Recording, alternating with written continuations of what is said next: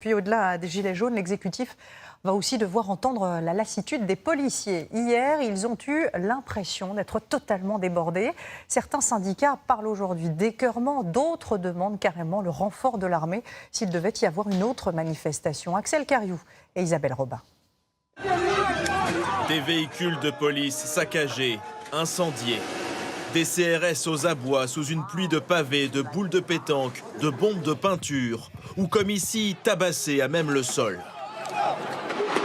Malgré un dispositif exceptionnel, 5000 policiers et gendarmes dans tout Paris, les forces de l'ordre ont perdu le contrôle de la situation hier en fin d'après-midi. Défiés, nargués par de petits groupes mobiles et extrêmement violents.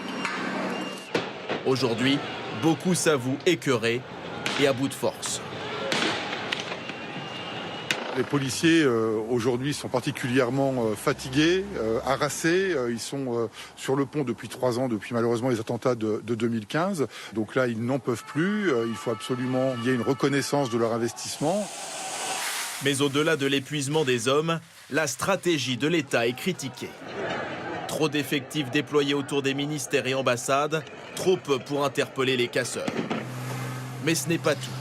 L'utilisation des canons à eau, 137 000 litres, et de près de 10 000 grenades lacrymogènes et assourdissantes, a été inefficace face à des individus habillés en conséquence et porteurs de masques à gaz.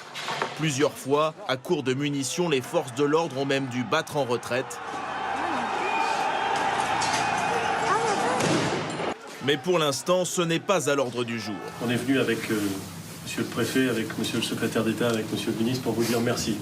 Hier soir, Édouard Philippe et Christophe Castaner ont salué le courage des forces de l'ordre, mais n'ont annoncé aucun renforcement des mesures, alors qu'une nouvelle action des Gilets jaunes est prévue samedi prochain. Parmi les policiers, beaucoup redoutent d'éventuels dérapages. La tension sera-t-elle la même samedi? Sera-t-elle encore supérieure? La question inquiète au sommet de l'État.